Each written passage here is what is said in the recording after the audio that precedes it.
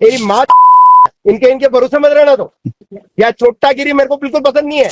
और मादर तेरे को मैंने कहा था उस गाड़ी को तेरे मेरे मेरे गांव का जान करके उसके तूने लठ लगाए थे। तेरी माँ के तेरा मारना है ना, पुलिस होने पे शर्म आएगी तेरे को। राजस्थान की राजनीति में एक बार फिर ऐसा भूचाल आया है जिसने सत्ता के गलियारों से लेकर पुलिस महकमे तक हलचल मचा दी है। सवाल सिर्फ एक ऑडियो का नहीं, सवाल उस मर्यादा का है, उस सम्मान का है जो वर्दी पहनकर दिन रात जनता की सुरक्षा करने वाले पुलिस कर्मियों को मिलना चाहिए।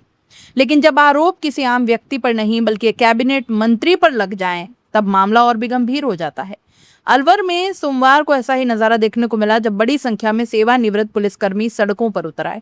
उनके हाथों में ज्ञापन था, आंखों में गुस्सा था और जुबान पर सिर्फ एक ही मांग कि मंत्री गौतम दत्त माफी मांगो। दरअसल कुछ दिनों पहले चित्तौड़गढ़ जिले के डूंगला थाने से जुड़ा एक कथित ऑडियो वायरल हुआ था। इस ऑडियो को लेकर आरोप लगाए गए कि सहकारिता मंत्री गौतम दत्त ने ड्यूटी पर तैनात पुलिस अधिकारियों और कर्मचारियों के साथ अभद्र भाषा का इस्तेमाल किया और उन्हें धमकाने की कोशिश की। ऑडियो सामने आने के बाद मामला धीरे धीरे पूरे प्रदेश में चर्चा का विषय बन गया। पुलिस महकमे के वर्तमान और पूर्व कर्मचारियों के बीच नाराजगी बढ़ने लगी और इसी नाराजगी ने सोमवार को अलवर में प्रदर्शन का रूप ले लिया।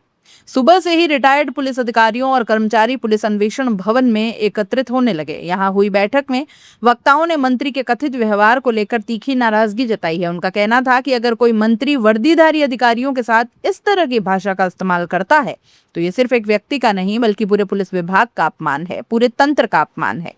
बैठक के बाद प्रदर्शनकारियों ने मिनी सचिवालय की ओर कूच किया। जैसे जैसे उनका काफिला आगे बढ़ा, नारेबाजी तेज हो गई। सचिवालय के मुख्य द्वार पर पहुंचकर प्रदर्शनकारियों ने मंत्री गौतम दत्त के खिलाफ जमकर नारे लगाए। पूरा माहौल गूंज उठा, पुलिस का अपमान नहीं सहेगा राजस्थान, मंत्री को माफी मांगनी होगी, वर्दी का सम्मान करना होगा। प्रदर्शनकारियों ने जिला कलेक्टर और पुलिस अधीक्षक के माध्यम से राज्यपाल और पुलिस महानिदेशक के नाम ज्ञापन सौंपा। रिटायर्ड डीएसपी सुरेश कुमार यादव ने इस पूरे मामले पर बेहद कड़ा रुख अपनाते हुए कहा कि 25 मई को हुई कथित घटना लोकतांत्रिक मूल्यों और प्रशासनिक मर्यादाओं के खिलाफ है। उन्होंने ये भी कहा कि किसी संवैधानिक पद पर बैठे मंत्री द्वारा ड्यूटी कर रहे पुलिस अधिकारियों और कर्मचारियों के साथ गाली गलौज करना बेहद दुर्भाग्यपूर्ण है। ऐसा व्यवहार न केवल पुलिस बल का मनोबल गिराता है बल्कि पूरे प्रशासनिक ढांचे को कमजोर करने का काम करता है।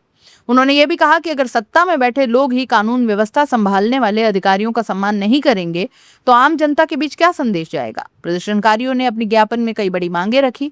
सबसे पहली मांग तो ये थी कि मंत्री गौतम दत्त सार्वजनिक रूप से अपनी गलती स्वीकार करें और पूरे पुलिस विभाग से माफी मांगे। दूसरी मांग ये रखी गई कि डूंगला थाने में दर्ज मुकदमे की निष्पक्ष और पारदर्शी जांच करवाई जाए ताकि सच्चाई सामने आ पाए। लेकिन सबसे बड़ी मांग ने राजनीतिक हलकों में हलचल बढ़ा दी है। रिटायर्ड पुलिसकर्मियों ने राज्यपाल से मांग की कि मंत्री गौतम दत्त ने अपने पद की गरिमा और शपथ का मर्यादा का उल्लंघन किया है। उन्होंने इसे तत्काल मंत्रिमंडल से बर्खास्त किया जाना चाहिए। यही नहीं, प्रदर्शनकारियों ने सरकार को सीधी चेतावनी भी दे डाली। कहा कि यदि अगले 15 दिनों के भीतर इस मामले में कोई ठोस कार्रवाई नहीं हुई तो आंदोलन को पूरे प्रदेश में व्यापक स्तर पर चलाया जाएगा। यानी आने वाले दिनों में यह विवाद और बड़ा रूप लेगा।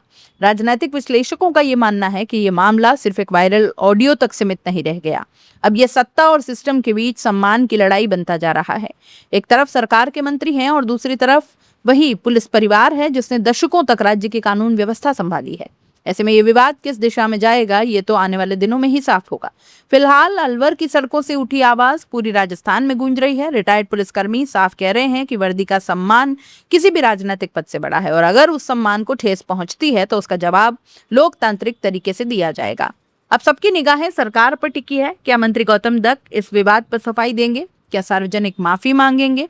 क्या सरकार कोई कार्रवाई करेगी या फिर ये मामला आने वाले दिनों में राजस्थान की राजनीति का नया तूफान बनकर उठ खड़ा होगा? इन सवालों के जवाब फिलहाल वक्त के गर्भ में है, लेकिन इतना तय है कि अलवर से उठी ये चिंगारी अब पूरे प्रदेश की राजनीति में गर्मी बढ़ा चुकी है।